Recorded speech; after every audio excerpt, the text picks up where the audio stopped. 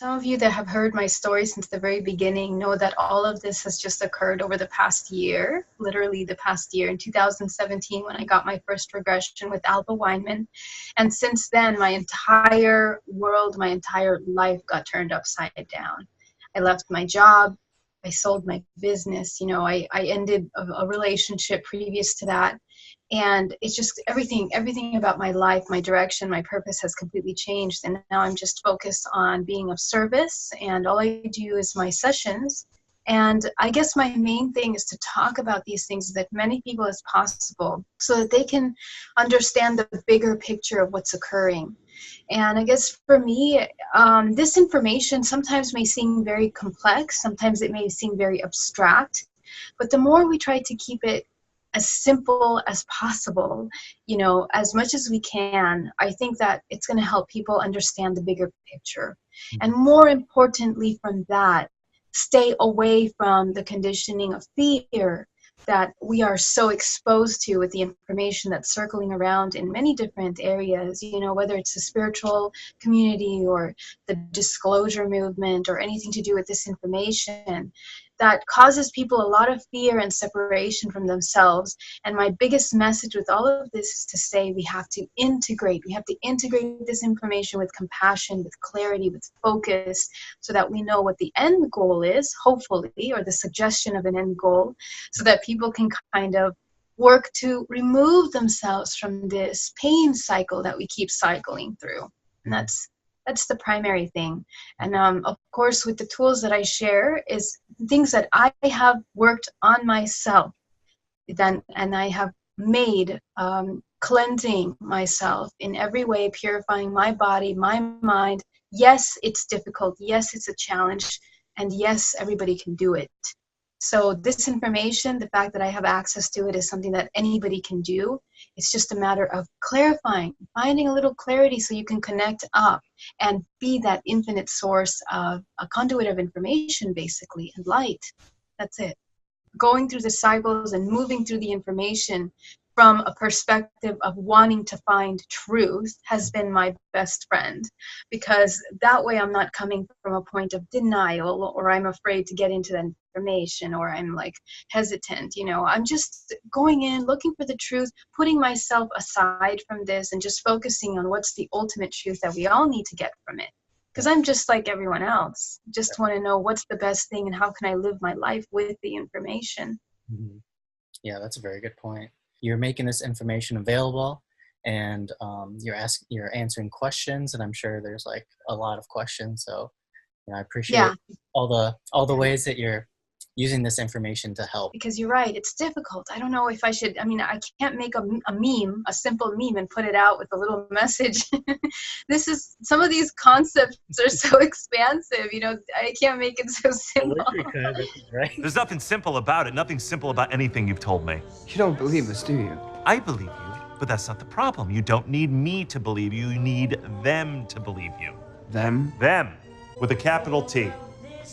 Your priest, your postman, your teacher, the world at large. So sometimes it's difficult to get these complex ideas out there. So I'm grateful for that. I really liked thinking about DNA because I know not a lot of people fully grasp what that even means, and it's a part of us. So would you like to talk about that first? We're talking about DNA from a perspective of it being pure intelligence. And when I tell you that everything in this matrix universe is intelligence, that means that everything has free will to decide and choose its participation in some way. Because you didn't come here to make the choice. You've already made it. You're here to try to understand why you made it. The way we understand DNA is how we categorize it within our science, within our medical understanding of it. And we have a certain categorization, which is, you know, the classification of DNA, which is, you know, A, B, C, you know, and negative or zero. That is one way that we are familiar with the DNA. But DNA holds a tremendous amount of information that we haven't even begun to access. So the part that I am most interested in and what I've been shown to understand is that part of the DNA that we call junk DNA, which is the part that doesn't show the immediate information within our lineage, the lineage of our mother, our father, that is the immediate information for this 3D matrix, which serves us. But the rest of it shows information that has to do with your lineage connection with previous lineage connections, all the information that you hold. Now the question is, how does this DNA end up with this much information from the past? And in order to understand that, we have to understand what DNA is. And DNA is pure intelligence, basically. It is pure, I don't want to say consciousness, because it becomes consciousness when it is in the body in connection with the soul. It's a complex, consciousness is a combination of a couple things in our 3D reality. But what I mean by DNA is almost like the currency of the universe. And the reason why I say that is because if we understand the construct of who we are in this matrix universe, you're going to start to understand the value that the human being has and why our DNA is so precious, why it's been precious since the beginning of our time, since Mesopotamia, since even before that, since the Denovesians. So we have all of these ancient cultures on the history of our planet that are showing us information about who we are, about our race, and how the evolution has gone through ages.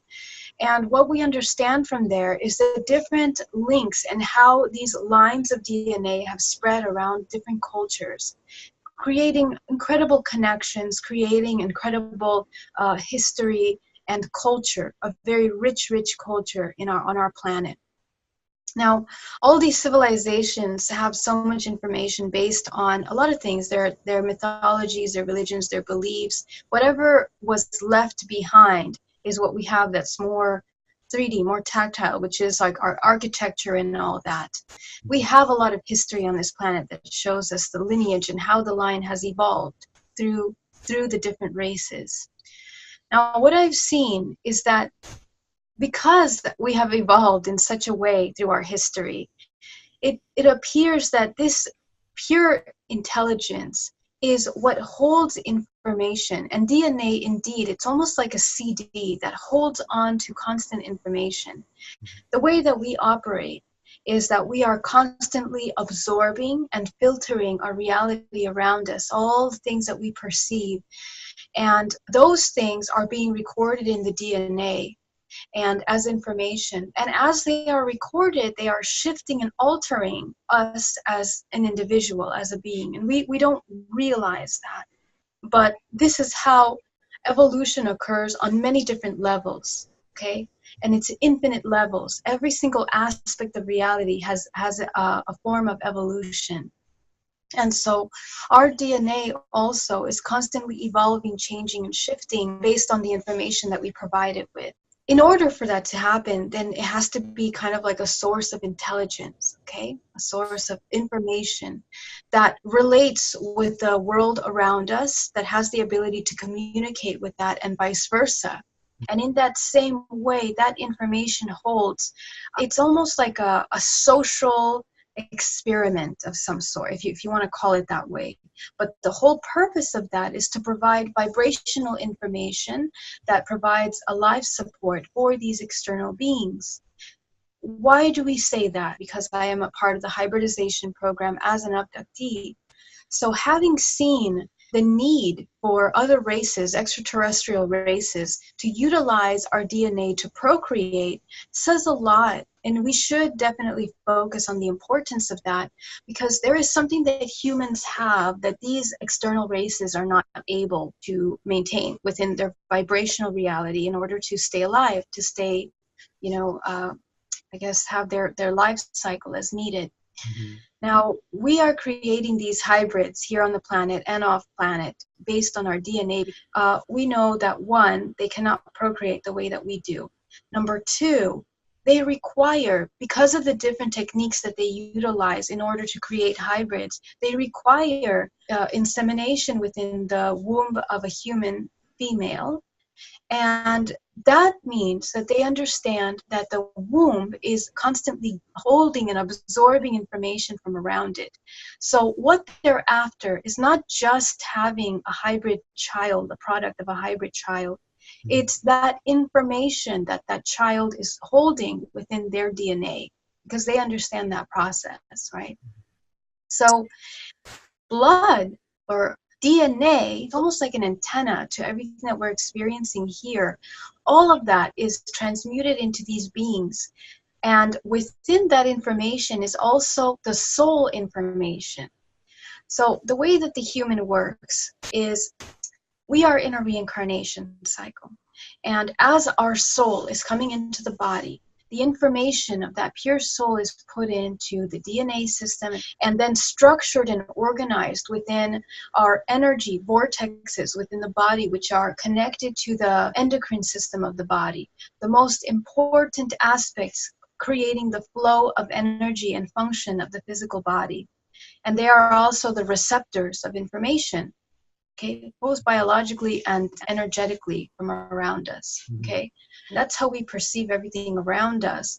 But the soul is what maintains all of that information since the beginning of its very essence, since its inception into this matrix universe.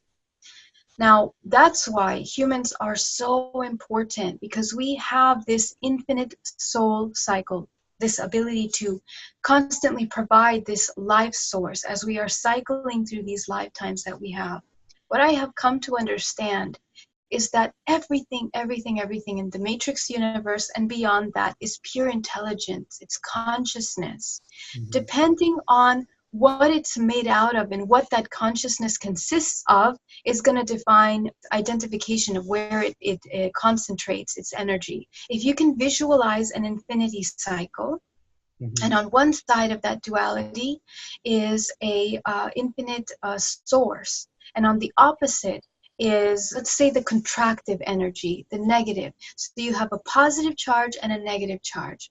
It's within this negative charge that we live, which we believe is the matrix universe, where all the planets are, where all of these manifestations of different races of DNA, of beings plan our Earth, where we are here experiencing that reincarnation.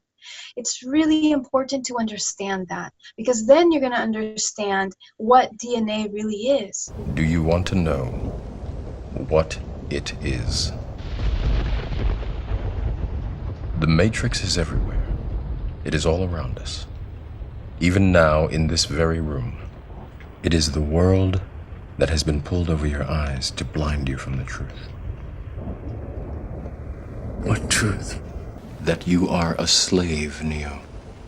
Like everyone else, you were born into bondage, born into a prison that you cannot smell or taste or touch. A prison for your mind. All I'm offering is the truth, nothing more. Even this matrix universe, the one that we're living in here, and what I saw in my recent regression, was that it's almost like a motherboard. Literally, it's like what we think is technology, what we think is artificial intelligence. We call it artificial intelligence because we believe that it's something that's more of a mechanical structure. But ultimately, what we are is we are like biological structures in that same way. We are biological technology. And so when we come to comprehend that, we understand that our ability, like a computer, to compute programs and algorithms to change the way that we interact with reality is completely a reality.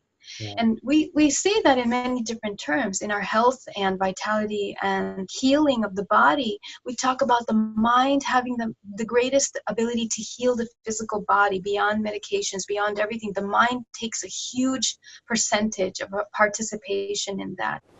Death is a disease. It's like any other. And there's a cure. A cure. And I will find it. Indeed, we have the ability to undo all of those malformations and manifestations of stagnant energy within the physical body. In that same way, I want you to take a look at the concept of this matrix universe that we're living in.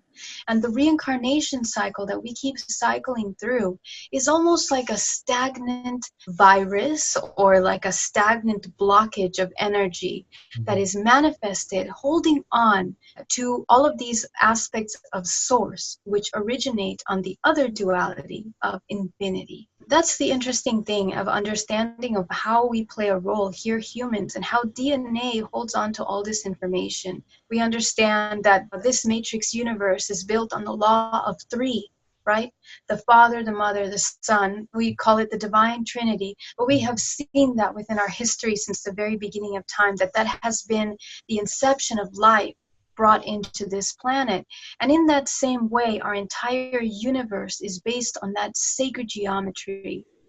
And that only operates within our current dimension. Okay, so now we start to get into a little bit more complex things, because now that we understand the first layer of the idea of how this concept of the universe works, we understand that the reality is actually working on an axis of reality, in which it's almost like a fourth dimension and even beyond that.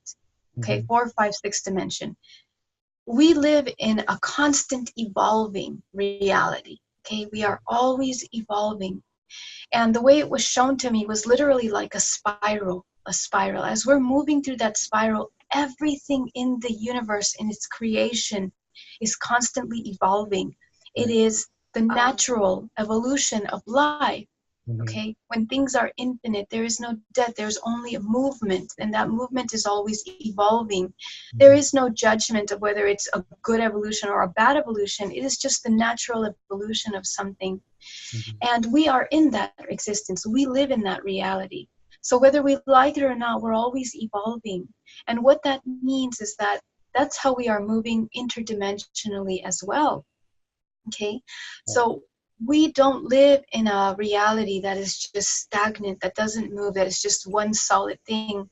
We live in a multidimensional reality, and there are many moving parts to that. As we are evolving on one axis, there's also many other aspects of that that are also moving, creating reality within this existence.